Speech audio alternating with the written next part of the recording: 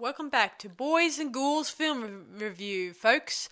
I'm your host, Sarah Stephenson, and this is my co-host, Mike Stephenson. Hi, guys. And tonight, we will be reviewing the epic adventure fantasy called The Clash of the Titans. Not the 2010 one. This one is done in 1981. Yes, exactly right. Well, not the original. Well, it might have been similar movies, but this is the first... Well, there's a lot of movies based on Greek mythology and stuff, but this was, I think, the first of the movies called Clash of the Titans. How's that? Okay. Yeah. I mean, you had things like the Sinbad movies and all the other good groovy things, not quite the same. True. Okay, here we go. Produced by Ray Harryhausen. Harryhausen, I think is the right pronunciation, I think. And Charles Sheena. Sheena, whatever. That's not a mouthful. Well, I don't know how to pronounce the names. Directed by Desmond Davis. That's an easy one. Yeah. Written by Beverly Cross. Beverly's a male, actually. And he's married to Maggie Smith. Yeah. He's passed away a couple of years ago, but yeah, they had a few years marriage. Yeah. Now, this is loosely based on the Greek myth of Perseus. Yeah. How many of you guys know the story or the myth of Perseus? Well, you're still going to find out about it. Don't tell them now, okay? Show of hands if you know it. There, see my hand Anyone? up. Okay. Anyone? See, not that many, The one over the corner over there. I see me. Okay. Anyway, I'll explain a little bit later what it's about. Bit. Go on. Okay. Now, this feature film has the last work of the stop-motion visual effects artist Ray Harryhausen.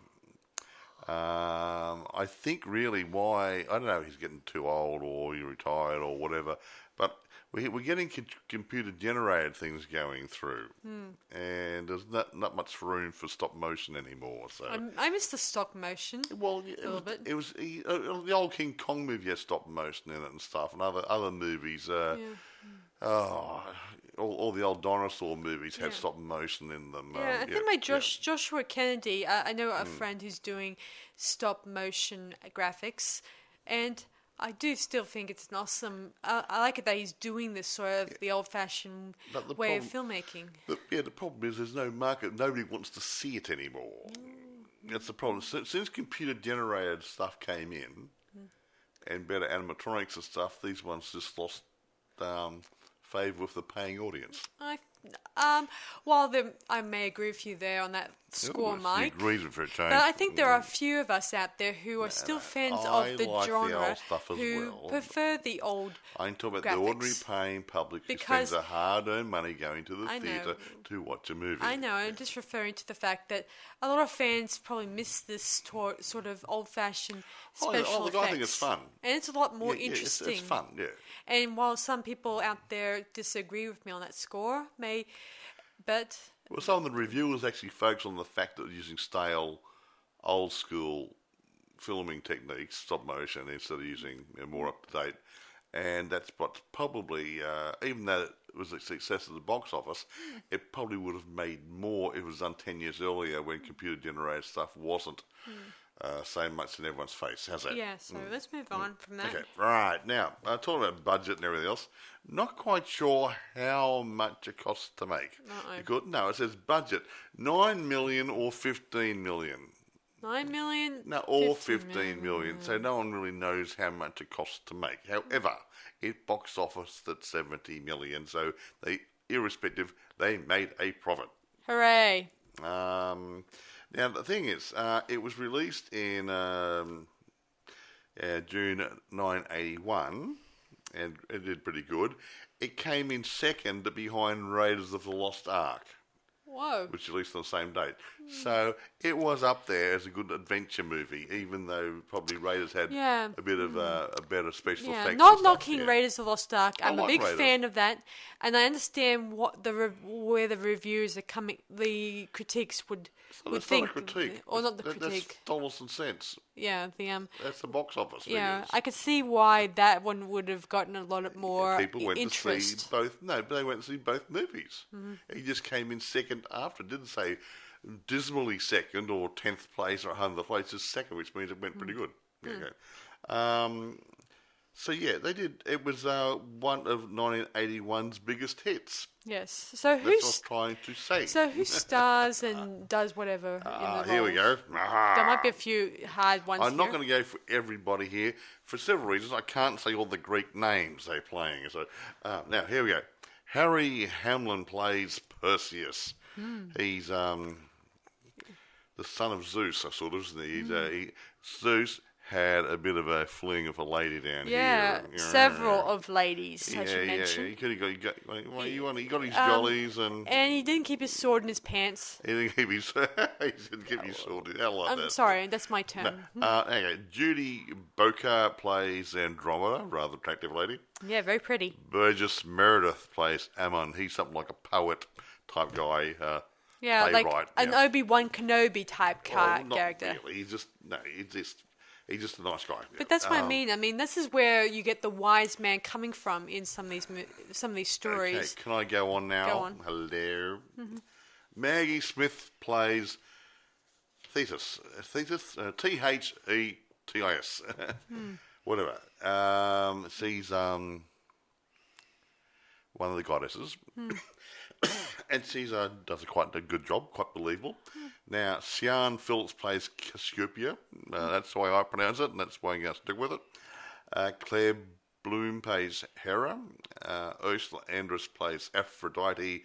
Laurence Olivier plays Zeus. I won't mention the other people. Of course, some have got some really weird names I can't pronounce. Okay? Instantly, I should mention, guys, Harry and Ursula, I think her name is, began a relationship during the production. Yeah. And during the production, they had a child, and his name is Dimitri Hamlin. Hamlin, whatever. After his father. Lovely. Well, his surname anyway. Okay, well. I think I mentioned in the past that Clint Eastwood had also had a fling with an air stewardess, and that kid, or a couple of his kids, went on to become either actors and stuff. I think he was one of his kids was a boy, and he went on to doing a movie with his father. Well, whoop-de-doo. Well, doing Clint Eastwood I know, at the I'm moment. just bringing up the fact that in Hollywood, they do have relationships underneath the velvet curtain. Well, that's a very good expression, isn't it, folks? Well, behind the velvet curtain, I should say. Yes. It's not all sex is not related to the casting couch. And not just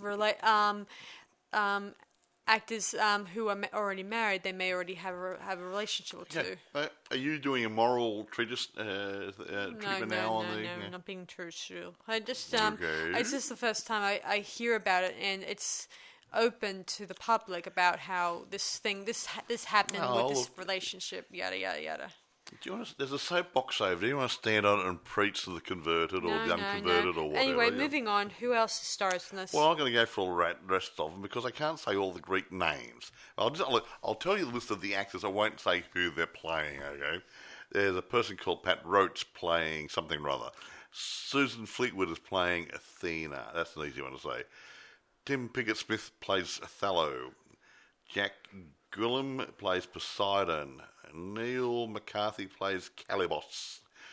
Vida Taylor plays, I think it's Danae. Yeah. Donald Houston plays Acrisius. Yeah, whatever. Now, Flora Robson, Anna Manahan, and Frida Jackson plays the Stygian witches. Bubble, toil and trouble, a bit like Macbeth, yes. Yeah, interesting thing is, guys, that Richard Burton, another director, he offered a role for Harry when this film was getting on your way, but Harry turned him down. Richard Burton? Yeah, Richard Burton. The actor, or another guy called Richard Burton? Probably the actor or the I didn't know he did directing. Yeah, well, anyway, he offered a role for Harry, but he turned him down because he wanted to work with Laurence Olivier because he saw him as a old school actor, but at the same time, he's a worldly, well-known actor. Well, that's one of the reasons why they put these people into this movie. They wanted some people who got a name behind them, and also the that personality. Yeah, another thing is that Olivier was casted as Zeus because Maggie Smith's who was married to The other person, what's Perseus? married to Cross, Mr. Cross. She asked him if he could cast him as Zeus because Olivia was a good friend. Yeah, and I think they were looking at having somebody else play that role too. Yeah, I seem to heard, but I think he turned it down. I think it was Richard Harris. I'll flick back from my notes here.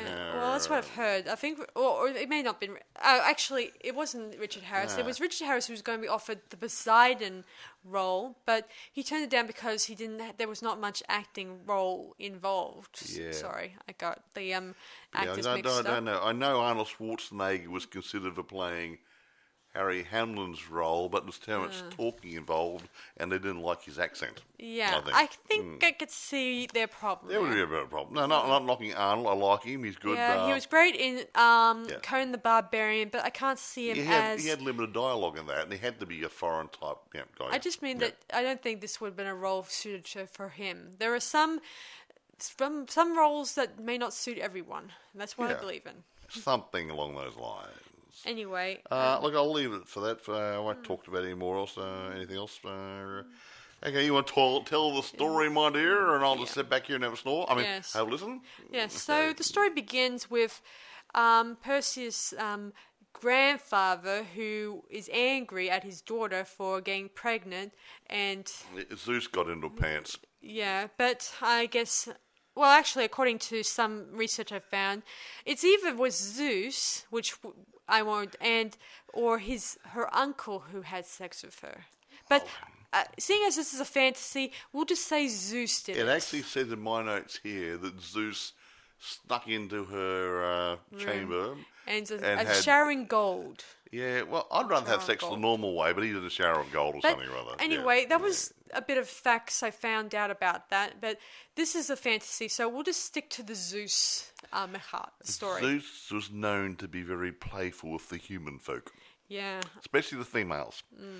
So, anyway, her father was really angry that she went ahead and broke her vow, being virgin. Broke her cherry, folks.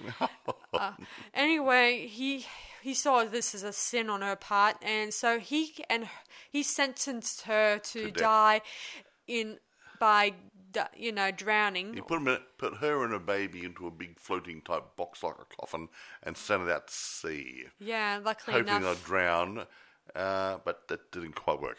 Luckily enough, Poseidon gets wind of this, and he tells the news to Zeus. And Zeus is annoyed because this guy... Other way around. Yeah? Zeus found out about it and told Poseidon, take heed and look after my child and his mother. Yeah. Well, he got...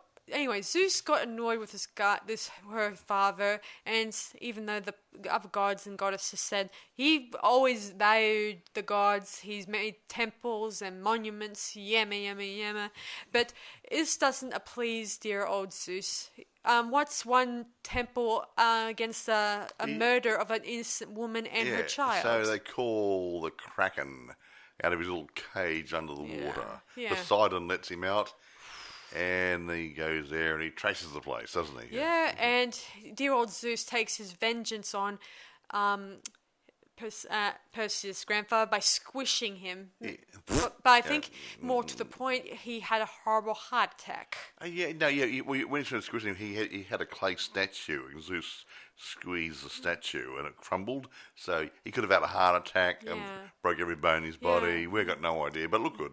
Yeah. Soon enough, Perseus and his mum arrive on a nice quiet island where they are happy for the remaining years of their lives. And he grows up to be a fine-looking young man. Wow. Yeah. Rather fit. Very good-looking, and his father, Zeus, is very proud of him. Yeah. As any father would be. Yeah. And of course, and he praises him to the other gods and goddesses. And, of course, one of the goddesses, what's her name? The Maggie Smith one? Oh, it's Thetis? Thetis. Yeah. She is a little upset about her own son, who is a prince, I think. And Yeah, he is a prince, but he's a naughty guy. yeah. See, she had an affair with a mortal at 2, I guess, and she produced a child for them, and he was praised and spoiled probably from childhood and upwards. And he's about to get married to Andromeda. He's a really nice looking babe, yeah. Yeah, but Zeus being angry at him because he killed so many creatures and did all He killed all the flying sins. horses. Pegasus was the last one left, Yeah. So he's a nice little creep. Yeah. What has those flying horses done to him lately? Yeah, how rude. Yeah. So he condemns Thetis' son Calibus, yeah. to become a mutated man. A bit like a satyr. Yeah. Having a tail and horns, you name it. And ugly as crap and 2 horns on his head and stuff. And living in the wilderness. And a swamp. A swamp. Wilderness, he lived in a swamp. Yeah. So that was his final testament against him. And Thetis, who feels more annoyed with Zeus and with how his treatment of her son, she decided to take her own vengeance by sending Perseus into a different land. Yeah, so she picks up his little clay statue and places him in an old abandoned amphitheatre in Joppa. Yeah, in Joppa. Joppa is under a horrible curse, which... what's her name again? Who? Thetis? The lady. Yeah. Thetis, yeah. She has she's condemned the town and for the horrible crime of rejecting her son because they found out her son is mutated. Yeah. It feels like in heaven what has become what has happened has made it confirmed that the land had been cursed. Yeah. Okay, move on. Yeah. So anyway, he meets the poet and the playwright. What's his name? What's his name? Ammon. And a soldier. Who offers to what? And a soldier as well. Yeah. And they tell him about what goes down, and of course Zeus finds out. But then again, he's a god, so he knows about this stuff. And he is annoyed with this goddess, and he knows deep down his son's going to be needing some help. So he organizes with his wife and his 2 other goddesses to arrange special gifts for Perseus. A special helmet that he puts on, he goes invisible. A shield that could probably protect him save his life. And a sword that'll cut through just about anything. Yeah. Cheese as well. Okay. Yeah, he finds the statues near the theatre. There were some statues there that look identical to the gods, and when he turns the shield over, he gets to see Zeus's face, and he talks about how each item is very special and gifts from gods. And this shield will save your life or something rather. Yeah. And tells him about his destiny. And gods, they know everything about your destiny. You like to think so anyway.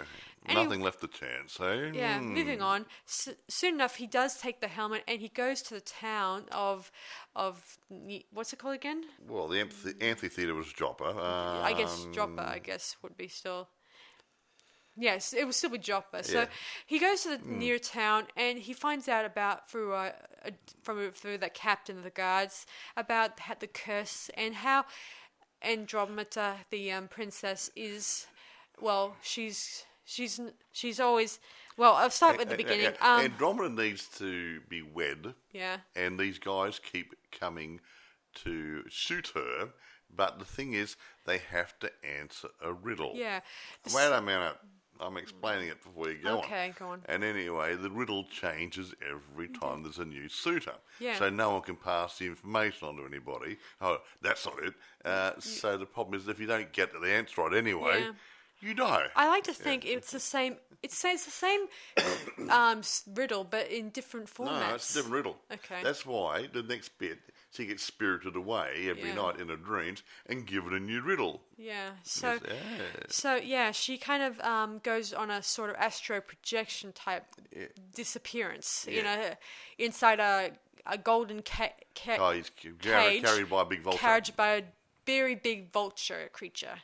Who works for the Of course, other guy. now Perseus knows of this. He needs to find a way to follow the vulture and maybe find out the riddle, or one of the riddles, and maybe help Joppa to get over this horrible curse. So his the poet tells him about a rare but awesome horse named Pegasus that might help him. Yeah, a nice Of course, flying horse. Very Pegasus nice. is not willing to, at first. Looks but like Mr. Ed a bit, doesn't he? there is a white horse. So he eventually he has to come at night because that's where Pegasus comes to have a drink of water.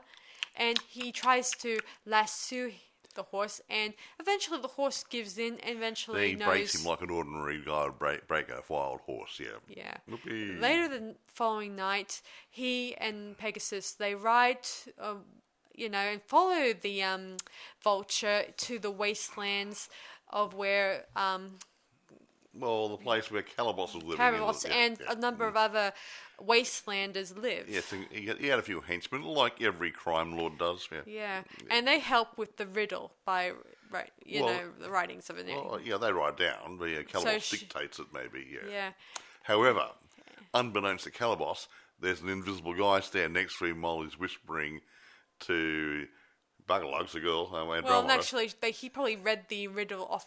See, one of the minions, he wrote the riddle down on parchment. For her to read. So she can... It looked like squiggly lines to me, but anyway. But that's sort of Greek spelling probably back then. It looked like two big symbols to me. It didn't look anything at all. But anyway, it doesn't matter. Yeah. And she tries to beg or plead with dear Calabos to leave the kingdom alone and let her release leave. the curse and all the other good groovy And things. have mercy on her and all that stuff. But he saw it through her act, saying it's pity, and he just lets her leave. And Go forth and multiply. well, not really. Well, he don't just says, multiply. "Go, and we'll see you See you next tomorrow. time." Or next time, yeah. Anyway, eventually Calabos does see Perseus' footprints in the sand or or dirt. mud, and he then starts attacking him. Eventually, Perseus gets the upper hand by cutting off Calabos' hands. And that's very good. Upper hand by cutting his hand off. Very good. And then we cut to back at the palace where Andromeda's mum is announcing who in my kingdom will answer this question and rule over Dropper, yada yada yada. And guess who walks in here? Dear old Perseus, and I know the answer to the riddle. And he doesn't actually. He just announces that he likes to answer the riddle. I know, yeah. And Andromeda realizes that he looks faintly familiar from a dream or something.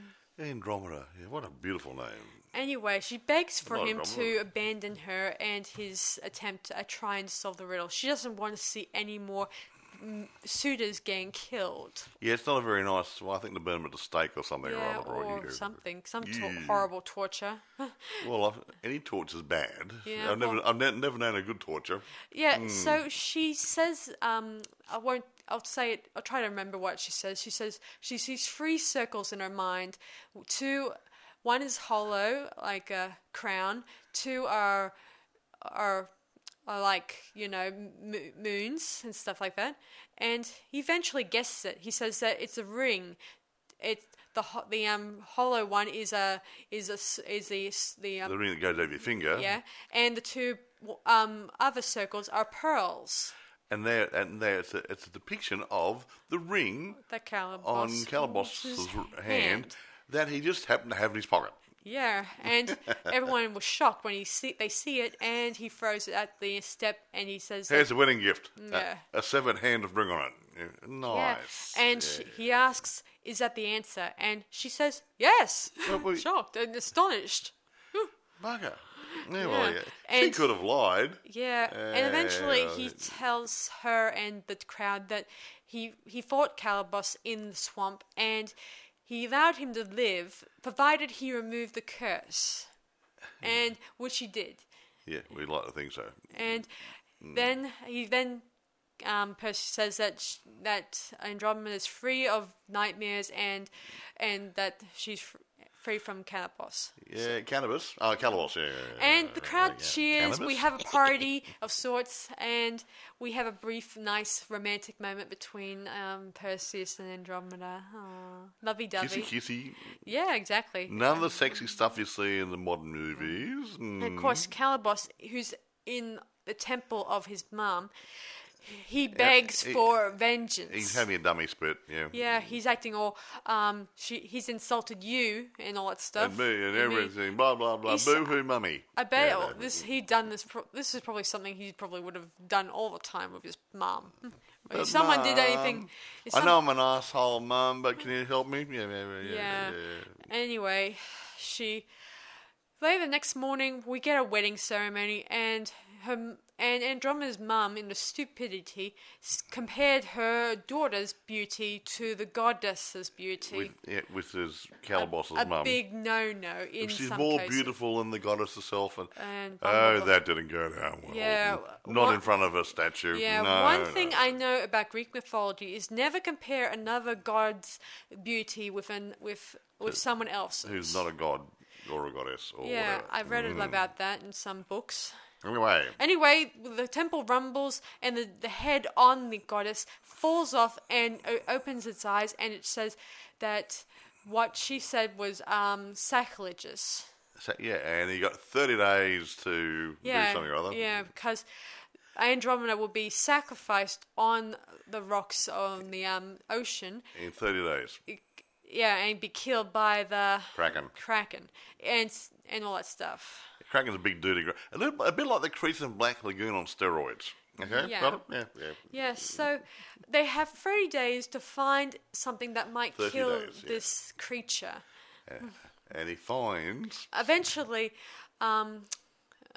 his father gets wind of this and realizes that he's one weapon short. See, his helmet fell into the swamp and is now lost forever. Yeah, if you ever drop anything in the swamp, you never find it again. Yeah, so he's just to another goddess who has a pet owl named Bubbo, the owl, that to give it to Perseus, but she refuses and decides to make a golden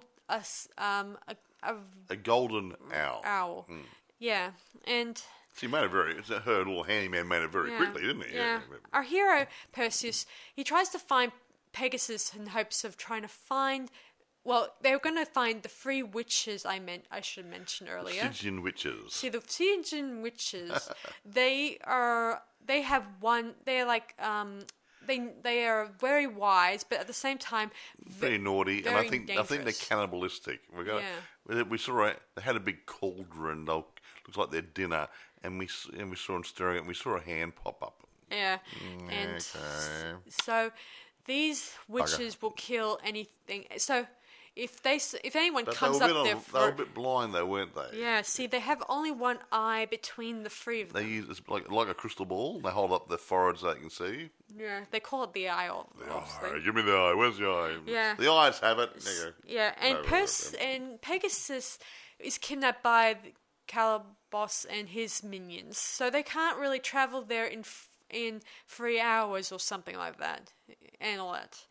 So they have only one alternative. Well, not really an alternative. Eventually, Bubba the owl appears, and Bubba knows exactly where to go to get to the witches. He's a smart owl. Owls are very wise. Yeah, and of course Perseus understands the owl because it does all these clicks and whistles. Oh, yeah, but being the son of a god, he understands the language. I think dear old Zeus gave him the knowledge of... Well, Harry Potter understands snake. Yeah, so he's given the knowledge unknowingly by his father, the clicks and whistles, so he knows about it. Yeah, whatever. Yeah. They meant something. So, anyway, they follow the owl, and they eventually arrive at the witch's dwelling. Yep. Yeah, and of course Perseus knows a good way to trick them. Yeah, he's not stupid. Yeah, you don't trust witches. Yeah, especially once the his old crones on this tree. Yeah. So by the way, they were being guarded by a 2-headed puppy dog.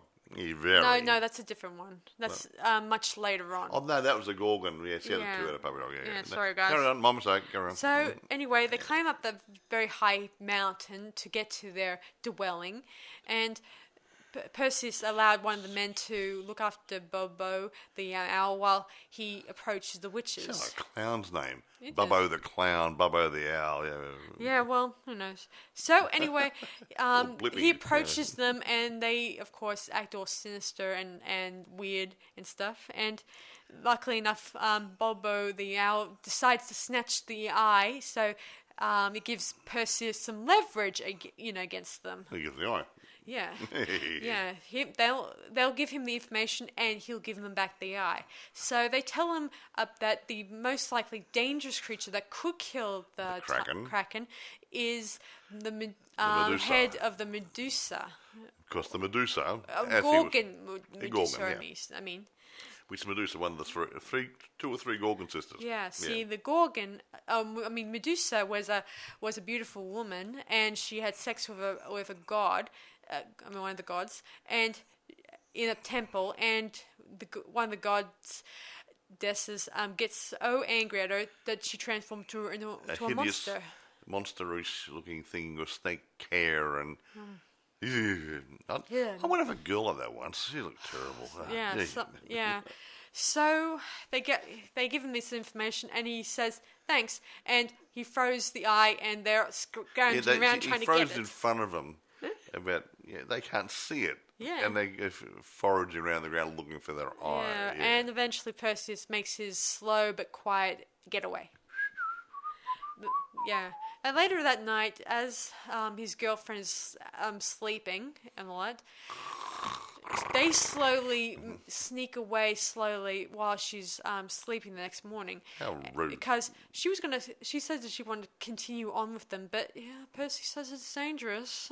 Yeah, no place for a female. I know, see the princess warrior, Wonder Woman, all the above. Yeah, I know some people but she's not. I know people would object to that sort of behaviour. Yeah, but she's a girly girl. She's not an outdoorsy type, is she? No. Anyway, they soon arrive at the River of Styx. How many of you guys heard? Not the River of Styx, the River Styx. Okay, River of Styx. No, you said River Styx, not of Styx. Okay. It's River Styx. Okay, River Styx. There you go. How about stick up your butt? Stick up your nose. Anyway, moving on. So they arrive at the river, and they have to wait for the ferryman to row them across. Don't pay the ferryman. Yeah. Don't leave. Sorry. Yeah, and you know the story about the ferryman. You got to pay him. That's why, the bit where they said that they put pennies on the eyes of dead people years ago? I heard that. That was to pay the ferryman. I heard that story. Yeah. So anyway, they get into the boat and they row across, and eventually they encounter the two-headed dog, not three-headed dog. Yeah, same two-headed. There's a three-headed one in Harry Potter. I got it mixed up. Yeah. That was Fluffy. He's a really nice dog. Anyway, they killed it, thanks to Perseus' magic sword. Yeah, sliced and diced the puppy up. Now, no dogs were really hurt during the making because it was a stop-motion creature thing, so it was only a pretend dog. Yeah. So, eventually they encounter Medusa, and, of course, two of the men get killed, I think. Well, a couple of them. And Perseus was able to outwit Medusa and was able to chop her head off. Yes. And using his robe, which according to one of the witches said that when that now that he touched the eye, that will allow the cloak to protect anyone from getting infected by the blood. Yeah, the blood of Medusa is very corrosive. It dissolved his shield. So yeah. Yes. Like acid. Yeah. So thanks to the eye, it allowed his red cloak to be a bit of a shield against any dribbles. That'd be like a big plastic bag, yeah. Yeah. So soon enough, I guess he gets back, and let me see, Caraboss and his minions try to kill off him and his allies, and including the captain of the guard. Actually, they come on there, he puts a sword into the Medusa's head, and some blood comes out of it and makes three big scorpions. Oh, yeah, he did. Big ones. Yeah, very big ones. I mean, huge, like the size of a car. Yeah. Very big So ones. Perseus and eventually some of the men fight these monsters, And some of the guys die. including the captain, obviously. Doesn't the poet guy die as well then? No, the poet guy wasn't there. He and the princess, they headed back to That's Joppa. right. They're back in Joppa. Yeah, sorry. Yeah, Sorry, my mistake. Yeah, carry I on. guess that was Perseus' idea. Because he was by himself then. Yeah. Yes. So anyway, eventually Perseus is exhausted, and eventually Bobo, Bobo the clown. he is Perseus tells him to go and find Pegasus. And Perseus heads back to the theatre where he collapses, and Zeus in heavens declares that Poseidon should go and open the Kraken's door and start the horrible thing that's going to happen. But while no one was looking, Zeus then picks up the statue clay doll of Perseus and stands puts him him up. where he's supposed to be. Yeah, it gave him energy back again. Yeah. Now Revitalised him, if you will. And a protein shake. Yeah, whatever. Yeah. So, soon enough, we get to the day where Andromeda is going to be sacrificed. So she and her people walk down to a very giant, very big rock, whatever, and they on the water's edge, obviously. And where they chain her to it, and just then the creature, the Kraken. Poseidon lets him have his cage underneath the island. Yeah, and he then starts coming towards her, and soon enough, trumpets roar, and we see Pegasus and Perseus on the way to save her. All that stuff. Is he a Lone Ranger? Hey, he had a white horse. Yeah, something like that, except for Who was that masked man? Except for the wings, obviously. Perseus had wings? No. Oh, the horse Pegasus. did. Yeah, Anyway, Bubu the owl tries to distract the Kraken a bit while Perseus gets there. Yeah, Of course, he gets knocked in, his head out a couple of poor bit. owl. Yeah. He's sort of the comedy relief in this Yeah, picture. it's quite funny. He was funny. Yeah. A little bit Yeah, in a funny way. weird. Funny. Yeah. Eventually, Perseus was able to. He tries to open the bag, and in this struggle, the Kraken knocks him and the Pegasus off the horse. He knocks Perseus off the horse, and the horse gets thrown into the water. He didn't get hurt. That's okay. And then Bubu the owl, who revives, and he sees the Medusa's head that's still wrapped in the unread cloak, and he ends up flying towards it and gives it to Perseus. And Perseus opens it up quickly, and he raises the head, and he turns the whole Kraken into stone. And the creature dissolves. It crumbles, breaks up. And the crowd cheers. Yay. And he gets the key from one of the guards and unlocks Andromeda from the rock. And they kiss and they cuddle, and the crowd cheers and stuff. And in heaven, Zeus is pleased at his son's triumph, and he forbids to all the gods. Don't take any. Don't do any. What's the word? Vengeance against my son. Now, actually, just about this part of the battle here, and the Kraken, Andromeda's supposed to be either naked or clothes torn off by the Kraken and different things. I guess. And they had to get rid of that film footage, or even before they filmed it, to get the rating to be 15 plus. They said you can't have that, and you can't do this. They had to take a few things out of it. I guess. Yeah. So anyway, so Perseus is rewarded for his courage by marrying Andromeda, and the crowd is cheerful, and Zeus declares that even though the gods themselves will be either forgotten, but Perseus and his deeds and Andromeda will go on forever. And everyone feasts on happy meals and whatever. So he decrees that he will make this mark by putting in the stars, by getting... the constellations, developing constellations, so people on Earth will remember the stories. Yeah, and the zodiac thingies, So that's the end of the story, and the end. Yay! I do like the mythology movies a lot. They're good, well, they're fun. The old sword. I like old sword and sandal because you got the Christian biblical epic type, which is great, and then you got these fantasy ones. And I think really, when you get a good director involved in bringing these period movies to life and breathing life into a story such as this, they can be really fun. They're adventure, they're fantasy, whatever, and you just throw reality right out the window, and then you get your popcorn and your drink and your snow cone, whatever, sit down there and enjoy the movie, and it just takes you away from reality. Yeah. And that's when you got fantasy or taken back to 2,000 years ago, you got no reference points. And all of a sudden you're there and you get drawn into the movie or not, depending on what your taste is, which is good. So a good director can really do something with a movie. Yeah, anyway, if Arnold Schwarzenegger did this role, I don't think he would think he would suit Perseus, to be honest. I mean, Arnold Schwarzenegger had the bodybuilding body, the bodybuilding he had the look body. for Conan the Barbarian, but I don't think he had the look for this one. Yeah, they didn't want him to be. I know, and this is no insult to Arnold Schwarzenegger. At the beginning of his career, he wasn't very eloquent. He had a very heavy accent.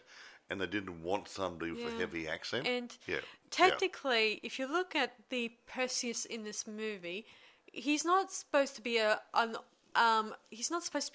wrestler. He's supposed to be a good-looking young man or bodybuilder. He's supposed to be just an ordinary guy who's reasonably fit. Yeah, who started like off Steve Reeves and that sort of movie. Who grew up starting off as a fisherman living in on that island, whatever on the island with everyone. So generally fit, well fed, but not fat.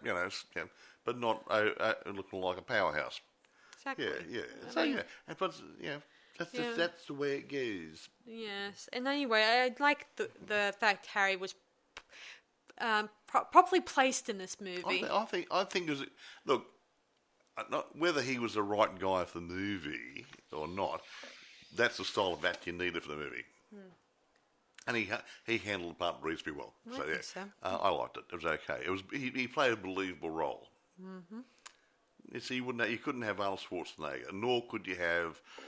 Excuse me, another action hero. Bruce Willis couldn't do it, No, Sylvester Stallone. Or Sylvester Stallone. You can't just throw any action hero into a role and hope they can cover it. So, I think they got the right personality. As far as I'm concerned, for heroes, even Greek ones, even if you look at the statues, no doubt they look like they're muscle-toned and everything. Yeah. But naturally, if you look at some of these pictures, you see them just like ordinary men. They don't have exactly right. Yeah, they're not over. They're not over the top.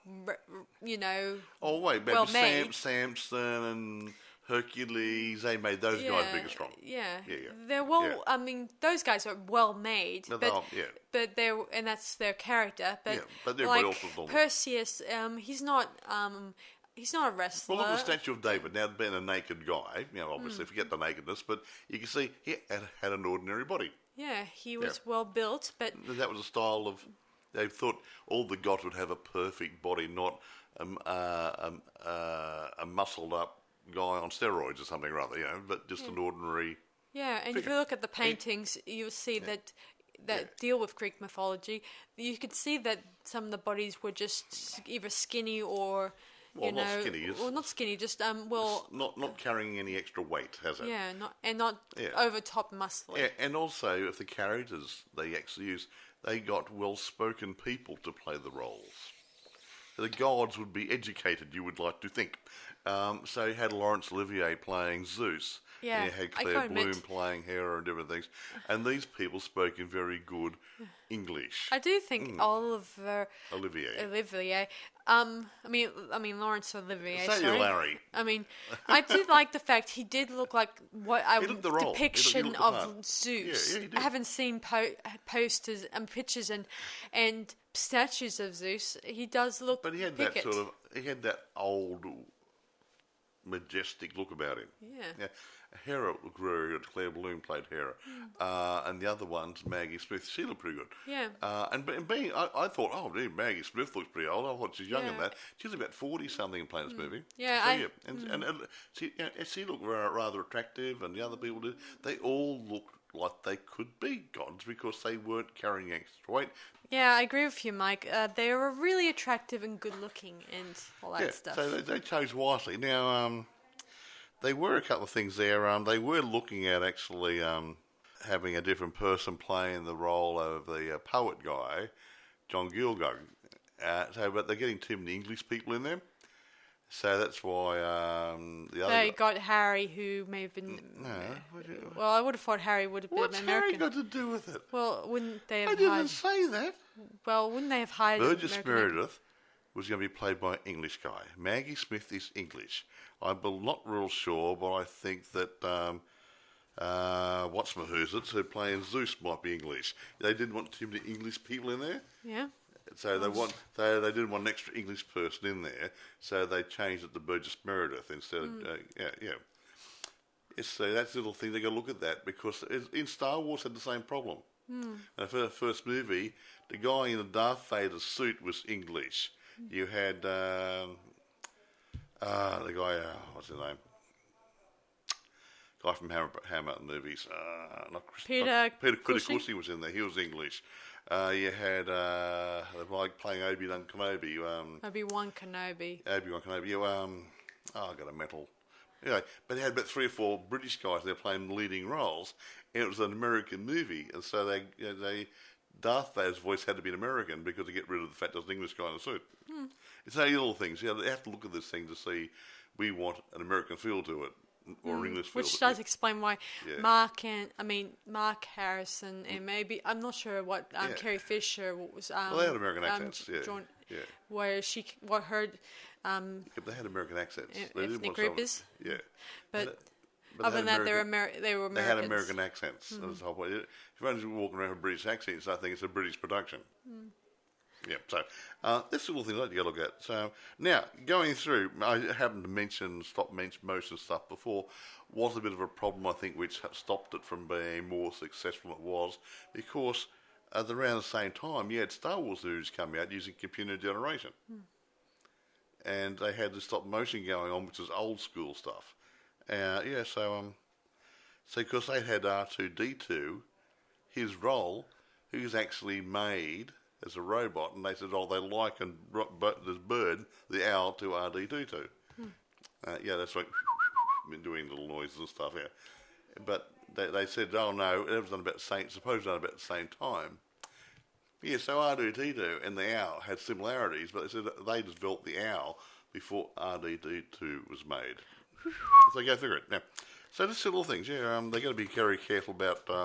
Copyright, licensing, other things, and it just goes on and on and on and on. I can't think of too many other things. We mentioned Arnold Schwarzenegger. Twice already. I mentioned him before, so I won't go into that. But there was some probably other people considered for other roles. Like what I mentioned about Rex Harris being offered the role of the Poseidon, god. And all that probably. Stuff. And how he says he didn't think it had very much stage or any too much dialogue in there. Well, it didn't. It didn't. Actually, it didn't. Yeah, so John Gielgud was supposed to play the playwright. So that sort of stuff. You mentioned about Harry and who's having a bit of a affair and having a baby. That's already been done. Yeah. So, do you want to rate this now? I'm just going through a couple of things. Or do you want to check out the reviews? I'm going to reception reviews. I always go for reviews. Generally well received. I've got about 8 to 10 different reviews here. 2 of them didn't like it, and I think it was mainly because this was I think towards the end of the period of these sorts of movies being made, these sorts of stop motion films. Using old Greek mythology. It had been done before, and some of the reviewers said, "Well, it's tired. We don't like it. It's old stuff put together again. Didn't like the stop frame when you got the other stuff. That sort of thing. They didn't like it, but the other guy said it was pretty good. That's good. So most of them said it was good. So everyone said it was well received. Now locations. They went on location for this. Yeah, and it was originally filmed in, I think it was I think it was most of their filming was in the studios in England. I think it was. Oh, yeah, Pinewood Studios. Pinewood Studios. For all the bits they could do, but they actually locations. Studio stuff. They there's a place where they had some temples and stuff where the Stygian witches were.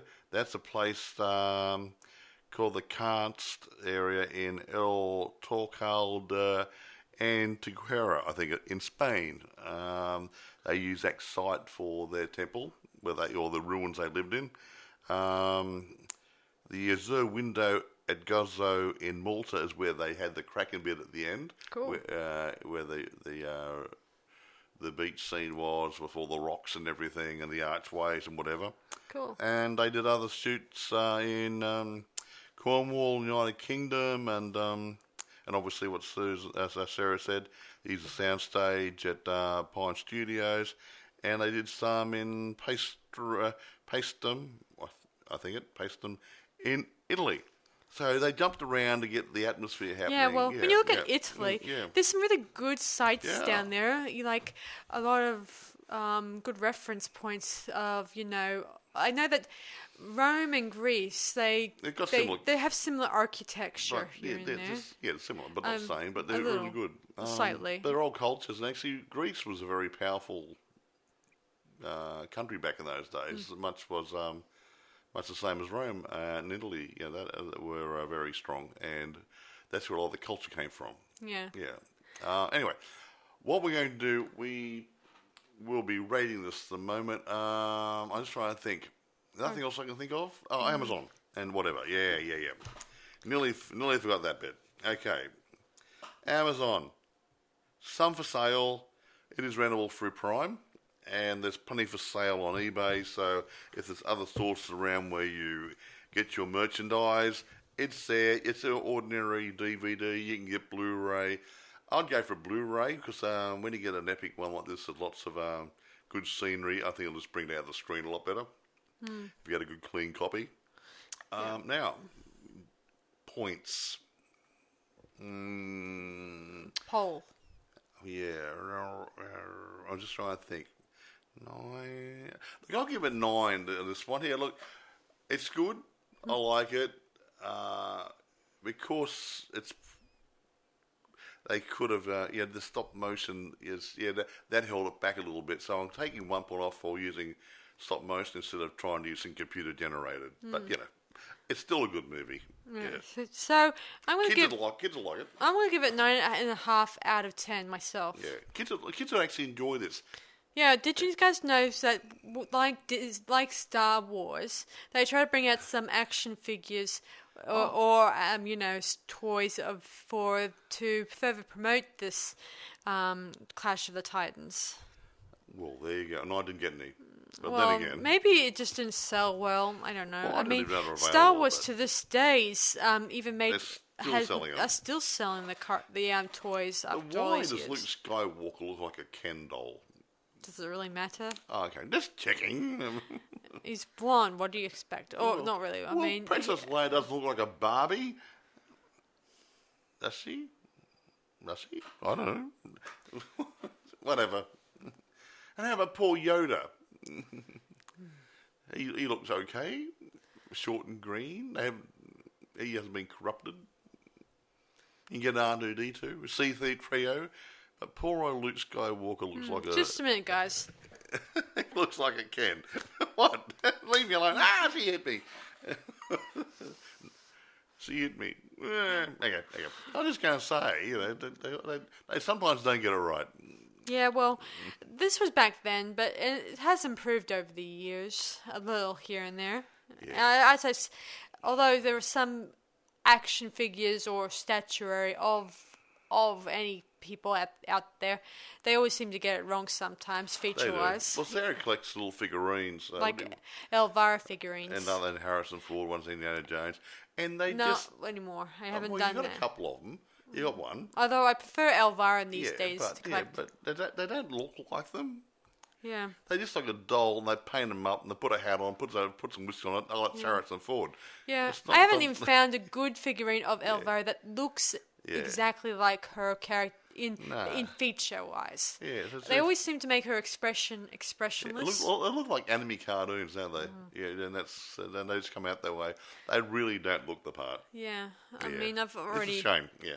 I've already ordered a couple of the some dolls and statuary. I just hope that they'll one day they'll make a believable doll statue that's worth looking at. You think they'll be able to do a 3D imaging and you 3D printing and stuff. They can do things.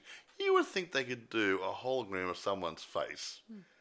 And put it in the computer, make a mould, and make the face of the doll very similar to the person they're making the doll of. Yeah.